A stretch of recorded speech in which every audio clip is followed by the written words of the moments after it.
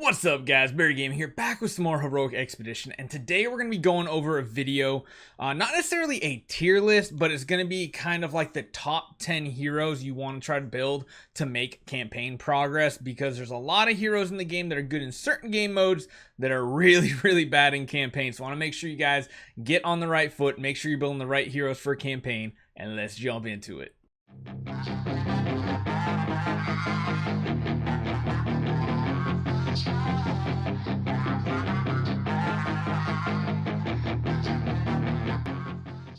Starting out at number 10 is actually one of the best single target damage dealers in the game, but he is the exception on this list that actually makes it to this.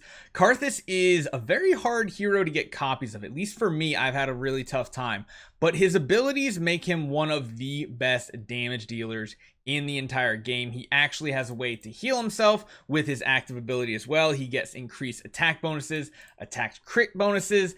Everything about him just says and screams big damage. He was kind of one that I was borderline not wanting to put on this list, and I was considering putting someone like Hercules or even a couple other heroes that were really borderline, but his damage is just so significant. He's got to be up there at number 10. At number 9, we have Cynthia from the Forest faction. A lot of people probably don't expect her to be this good. I don't think we did really either, because as you push further in campaign, there's a lot of enemies that start one-shotting your team completely. And heroes like Cynthia that have abilities to CC are very strong on your team. So Cynthia with her active deals damage to front row enemies, which is really important compared to back row, because you hit 3 targets with a 28% chance to entangle them for 2 rounds. That goes all the way up to a 45% plus damage reflection, so anything she does take is going to be reflected at the enemy as well. Her passive ability lets her give shields to her allies based on her HP, so if she has a ton of HP, that's really good. You want her very tanky. And then, of course, her artifact slot basic attacks give 15% to give energy to all allies. That was a tongue twister. Very good. Giving more energy means more actives to your team, and she is a very great support to have on your team. Coming in at number 8 is Musashi, one of my favorite heroes that I love right now. I honestly undervalued him at the very beginning of the game, but the amount of damage he does is absolutely crazy. He has a good single target damage, but then he also deals 100% attack to all enemies. That scales way up to 160%. There's a big bleed, there's a big damage to single target. It's really nice. He has armor break, which is very effective, which also gives him a higher attack bonus at the higher levels. And then, of course, he does have a pseudo heal, restores 20% of max HP upon killing an enemy, also restores 50 energy. This is just to try to get him to do as many actives as possible. And when you're using heroes like Cynthia that are feeding him more energy, he's just going to use tons of attacks and do a ton of AoE damage. Coming in at number 7 is Alex. He's probably one of the best support heroes in the game. No, he does not heal, but what he does do is he gives your team shields that are very strong. So all allies gain a shield equal to 10% of his max HP for 3 rounds. That goes up to 25%.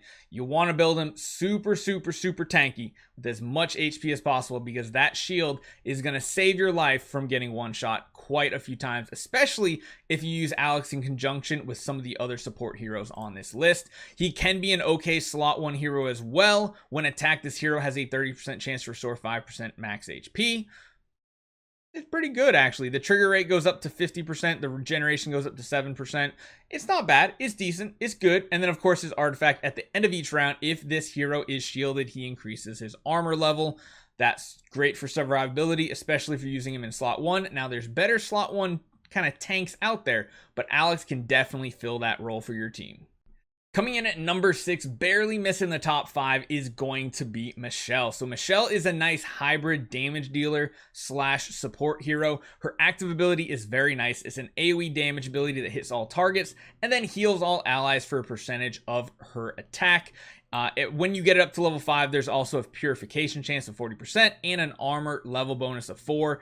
Really great stats to have. It really helps your team out overall for survivability. She also has a really great ability that kind of requires her to be one of the tankiest heroes on the team to make sure it does proc after your allies die. When her HP falls below 30%, heals all allies for 20% of their lost HP every turn, lasting for the rest of the battle. That is huge. Getting to level 4 is huge, because when you compare that to just they get 15% of their max HP, period, well, that's not that great. But when it lasts the rest of the battle, that's when it gets a little bit broken and a little bit crazy. And then lastly, of course, she has the ability to purify things off herself. Not a big deal. Not really what we're looking for. It's for that heal, that resurrection, and that purify.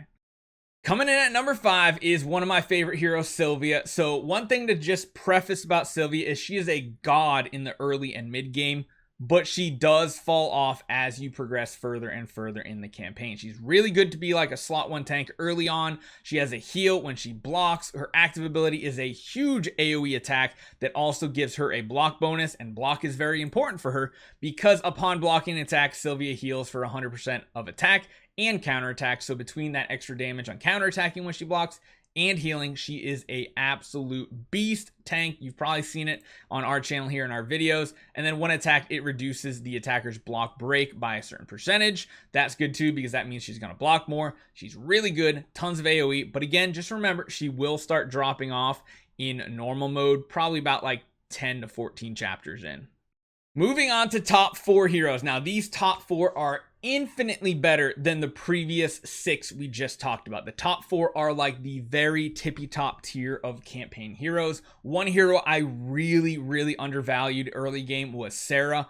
She is very good because, you know, that one thing I talked about with Cynthia, CC is king in a lot of these later campaign levels. Otherwise, you're just going to get one shot. Well, her active ability is a ton of fun. It deals damage equal to 170% of attack to front row enemies, which is very strong, with a 30% chance to silence them.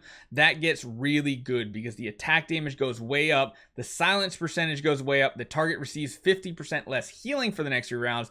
This skill also weakens the target for 2 rounds, so they take 15% more damage, and there's a 35% chance to drain 30 energy from them.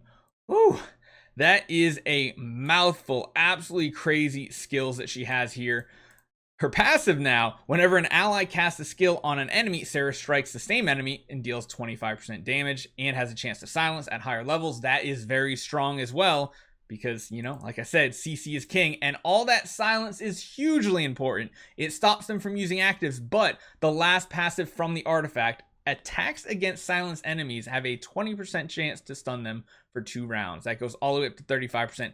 That's huge because that's 100% CC. You're going to take no damage from them because they're hard CC'd. Very strong hero. If you can build her, she's probably the best dark hero that you can build for campaign. Coming in at number 3 is August. So he is, of course, we've talked about him a ton, amazing at spreading damage across your team. His active ability here, his Holy Shield Barrier, links all allies, allowing them to share the damage taken for the next 3 rounds. All allies have their armor level increased by up to 6 at the max level. Why is that important? Well, it prevents one-shotting. Instead of one hero getting hit for their entire health, now that's split between 5 heroes, and everybody instead takes, what's that, 20% of their HP. That's pretty good, especially when you pair him with a healer. So I highly recommend, if you're using August, have what our next hero is going to be, Matthew, or another healer. Someone like Michelle would be great with him as well. He's really good. He does have some self-healing as well as an ability to restore energy to linked targets. Again, that energy, very important. If you have a couple of heroes that give energy to allies, it gets really crazy. Him and Cynthia are a really cool combo together. But make sure if you're using August that you also pair up a healer, one of them being the next hero. And this hero right here is number 2. It is Matthew, the best healer in the game. He makes the other skins of him in the other factions look horrible when you take a look at what he can do. His healing output is ridiculous. His active ability heals all allies for 30% of their HP, not his, their HP. So even if he's not as strong as them, he's still going to be doing a big ol' heal. At the end of each round, increases all allies healing received by 7% for 2 rounds, with a 30% chance to remove 1 debuff from them. That increases all the way up to 15% with a purification chance of 50%. Really great to get debuffs off of your allies. And then upon death, so even if he does die, he does a big ol' 25% of his max HP. Most likely you're going to have 10% on him. I don't know if you're going to upgrade his artifact too soon, but he is by far the best healer in the game and one of the best heroes to pair with a lot of these other ones in the top 10 when you're pushing campaign. And finally, we have number 1, the undeniably best hero when it comes to campaign, especially as a slot 1 tank hero to just absorb hits. That is Margaret, because honestly, doesn't even matter if she dies so long as she procs some of her abilities. Now, her active ability is pretty good. It does only deal damage to 1 target, but it deals a big percentage, 400%, and then heals for up to 55% of the damage dealt, which is really good. Now, this passive is really, really good, especially when you pair her with a healer. Every 25% of max HP that she loses, she makes enemies burn for 3 rounds, taking 50% burning damage per round. That, of course, increases all the way up to 125% at level 4. That is really, really, really good. It's an AoE ability. It's a dot that lands on everybody. Lasts 3 rounds. It's a very strong ability. And then her artifact, whenever a burning enemy dies, Margaret restores 8% of her max HP. That kind of synergizes with, well, if she goes back over health, loses 25%, she does it again. Whenever a burning enemy dies, she restores up to 12, 16, and then up to 20%. Honestly, if you can get her to live with an August, especially so that damage is split, she hits every one of these 25% plateaus, even gets some heals occasionally. She's going to be doing some absolutely devastating AoE burning damage. So let me know what you guys think. What do you think about this list? Have you had success with other heroes? There's a couple that barely missed the list, with Karthus kind of taking the very last slot, but that's kind of what we've come up on the Discord server. All the big whales kind of grouped their minds together. This is pretty much what we thought is pretty close to the top tier list. So let me know what you guys think. Hopefully you guys enjoy this. Hopefully it helps you. Make sure you hit that subscribe button so you don't miss any of these guides or tier lists in the future, and I'll see you guys next time.